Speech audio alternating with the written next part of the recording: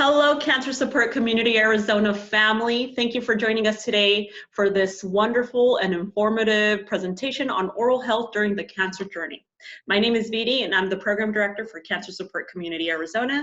Today we have a special guest, Dr. Bruce Spigner, who will be walking us through some common questions asked by people with a cancer diagnosis about oral health. Dr. Bruce Spigner has been practicing dentistry since 1982. He earned his Doctor of Dental Surgery degree from the University of Southern California, USC, and a postdoctoral degree from the University of California at Los Angeles, UCLA, in hospital dentistry. Welcome, Dr. Spigner. How are you? Thank you. I'm well. How are you? Good. I'm so happy to have you here. Thank you so much for taking some time to speak with our community today. Happy to be here. Awesome. Well, what do you say we dive right into some of the questions we've received today? Sounds good. Okay, so the first couple of questions are around chemotherapy. So let us know, could chemotherapy cause changes in the mouth? Yes, it can. Okay. Definitely. And what are some of those common changes that a patient can experience? Okay, just to kind of give you a segue for that, chemotherapy acts to destroy rapidly growing cells. And so since the mouth is made up of rapidly growing cells, what happens is it also breaks down many of the oral tissues in the mouth. And because of that, what happens is it alters the ability of those tissues to withstand any kind of trauma or anything like that. And so what you'll see is you'll see a burning sensation, you'll see pain, you'll see ulcers develop, and sometimes some of the tissue will even slough or kind of waste away. And so that's really the biggest concern with cancer chemotherapy. The other concern is with oral infections, because of that, what we call mucositis, which is just the ulcerations and irritations of the soft tissues in the mouth, and what's called stomatitis, which is also another title for pretty much the same thing, but it affects the tongue and the roof of the mouth and the floor of your mouth and your cheeks and things.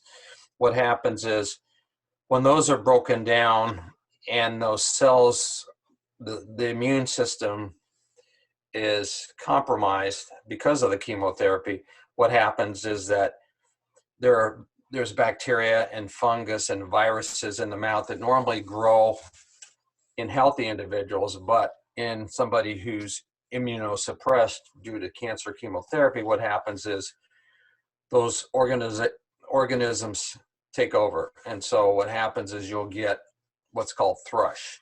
You'll get plaque on the roof of the mouth and in different areas, and burning sensation. You'll get ulcers forming.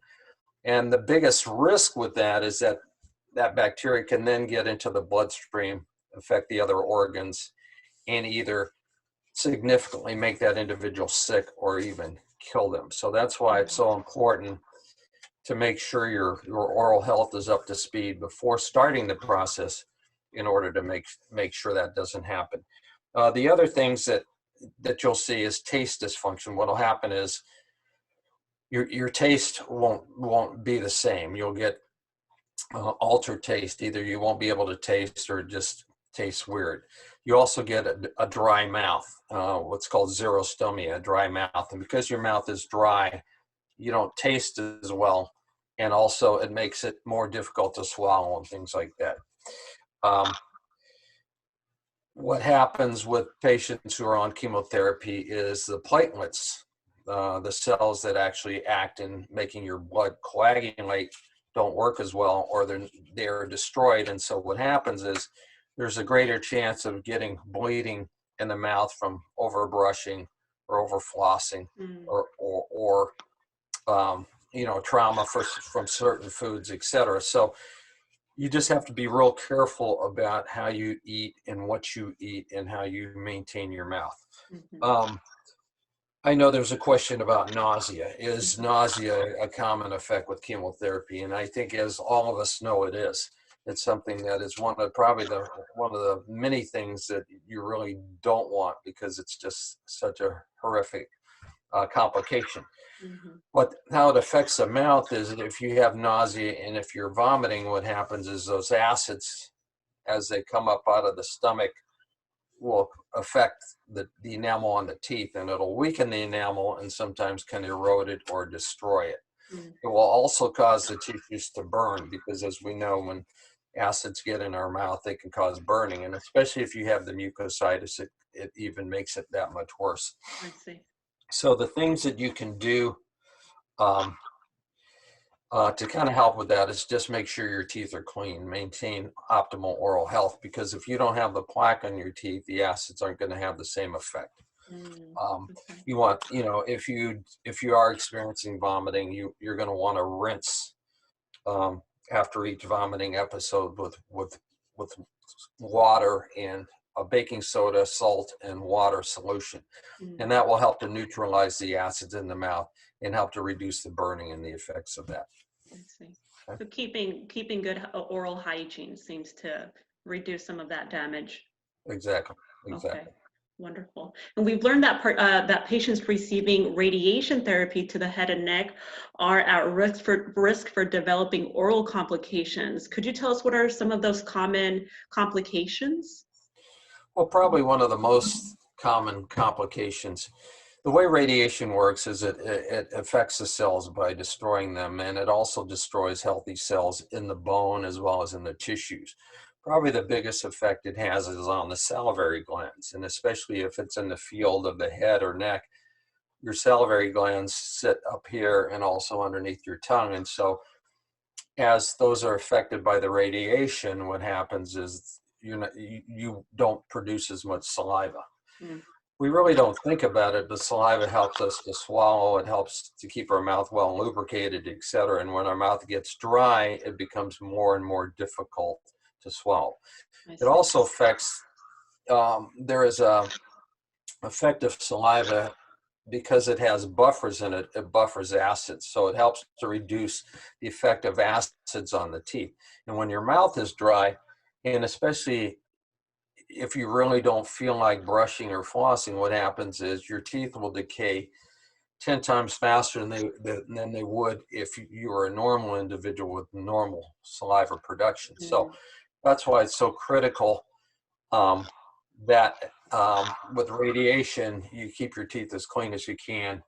And we'll talk a little bit later about different ways that you can kind of help to keep your mouth well lubricated.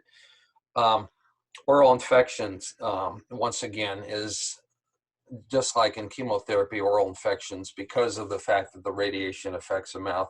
And many times people may be on radiation and on chemotherapy. Right. You're going to get the same type of infections with virus, fungus, and bacteria. We talked about dry mouth. Your taste will change with that. And also you become dehydrated because your salivary glands aren't functioning. Mm. It also affects your ability to swallow, because when your mouth is dry, it makes it more difficult to swallow. And so you may not have the appetite you normally would. Foods don't taste as good as they normally would, so you may not feel like eating.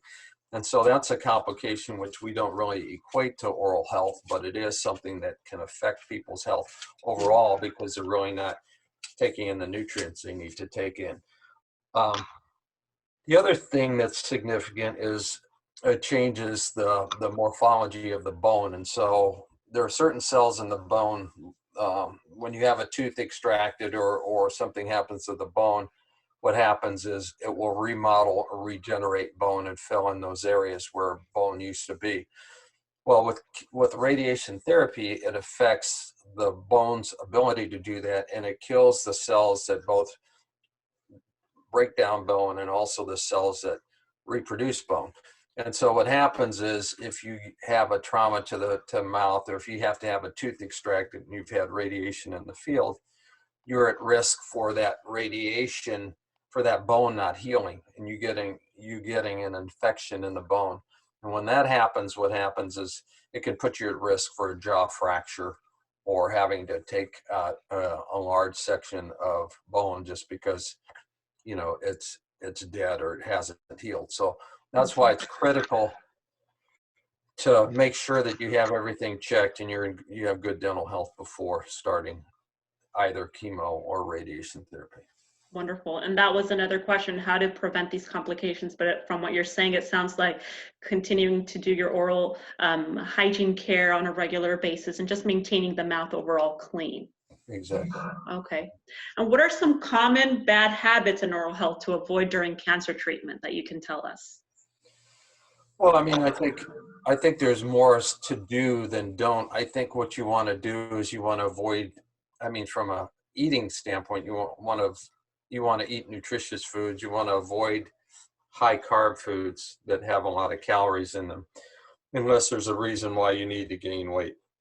Okay. You need to avoid things like tacos, tortilla chips, food that can traumatize the tissue, because your tissues aren't going to heal the way they normally are going to heal. Mm. If you have gum sores and things, you're going to want to avoid any spicy foods, also things like that, because what's going to happen is it's going to burn and irritate and make things even worse. So those are the things that you want to do as far as avoiding.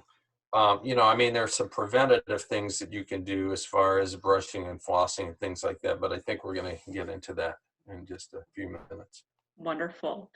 And what are the recommended dental care services before, during, and after chemotherapy or radiotherapy? So just kind of those 3 stages. Okay. Well, the key thing is to be ready. I mean, the key thing is if you have enough time, you need to be ready to start that process. And so the first thing you would want to do is schedule a comprehensive dental exam with a dentist. Okay. Okay. And ideally, it should be somebody who's familiar with cancer care and therapy and can join with the rest of your cancer treatment team in order to coordinate a plan for you. But if not, then just seeing your normal dentist is fine. Mm-hmm. The second thing you're going to want to do is have your teeth cleaned, because any gum disease that's going on and any buildup that's underneath your gums is going to make you more prone to what we call mucositis, stomatitis, oral pain, and the other complications that go down the road. So you want as little bacteria in your mouth as possible, and most of the bacteria incorporate itself around the gums. So you want to make sure you have your teeth clean. And then you want to treat problems like cavities, broken teeth, loose crowns or fillings, ill-fitting partials and dentures, and gum disease before they get worse or cause problems. So if you have cavities, you need to get them filled. If you have teeth that need to come out, you need to get those taken out. If you have loose crowns or a partial that doesn't fit, you need to make sure it fits, because if it doesn't fit, it's going to irritate the tissues. And what may not be a big deal for you now, once you start this process, will be a big deal. Mm-hmm. You want to be able to eat and eat well and not have any complications. So those are the things that you want to do. If dental problems are treated before cancer treatment begins, there may be fewer or milder oral complications. And as I said before, you want your dentist to be part of your overall cancer treatment team. So everyday home care, things you can do at home. Okay, everyday home care should include keeping your mouth clean and being gentle with the tissues lining the mouth. What that includes is brushing your teeth. Okay, so you want to brush your teeth 2 to 3 times a day for 2 to 3 minutes. So just remember 2 to 3 times a day for 2 to 3 minutes. Most people eat about 3 meals a day. So if you brush after every meal, you should be in good shape. Okay. You want to brush the teeth, but you also want to brush the area down where the teeth join the gums, because that's where plaque forms. That's where you're going to get the ulcers and the things from mucositis. And so you want to keep that area clean and that plaque off those gums as well as that. You want to rinse often. You want to rinse your toothbrush in hot water every 15 to 30 seconds to soften the bristles if necessary. So sometimes, some people think you want to use a hard brush. You want to use the softest brush you can get, and you want to use warm water to soften those bristles, because you really don't want to scrub. You just want to gently remove. Okay. Use fluoride toothpaste with a mild taste. Sometimes mint flavoring can cause irritation, especially if you have the mucositis. So you want to avoid that. And if your toothpaste is too irritating, you may brush with a quarter teaspoon of salt and a cup of water. So just quarter teaspoon of salt and a little water, dip your brush in and just gently brush, okay? Flossing, you wanna floss gently once a day. So you only need to floss once a day, but you wanna do it gently. You don't wanna pop, pop, pop, pop, pop, okay? Okay. Rinsing, you wanna rinse every 2 hours to decrease soreness in the mouth, okay? So you wanna do that quarter teaspoon of salt, quarter teaspoon of baking soda in 1 quart of water. And you want to, if you can swish with that during the therapy every couple hours, that will help to reduce the acids in the mouth and help to kind of pacify any discomfort. An antibacterial rinse may be used if somebody has gum disease. So like something like Paradex or something your dentist would prescribe, you can swish with. You want to do it twice a day for 1 minute, okay? And if dry mouth occurs, rinsing may not be enough to clean the teeth after meal, so brushing and flossing may be needed. So sometimes people will rinse to clean their mouth, but if there's not enough saliva, then you may have to do that. And then as far as your lips will become dry and chapped, so you can use chapstick, Vaseline, or some lanolin-like of Lanon cream in order to prevent drying and cracking. If you have a denture, when you take that denture out, you want to brush the denture every day. You want to brush it with either a soft toothbrush or denture brush. You don't want to use toothpaste on it because that can be abrasive, but you can just use soap and water. And then you want to store it in liquid. You don't want to store it in bleach or in mouthwash or anything, but you want to just store in plain clean water. Okay.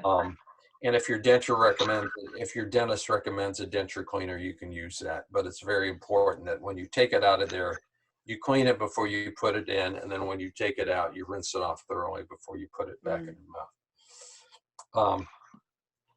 Keep dentures moist when not wearing them.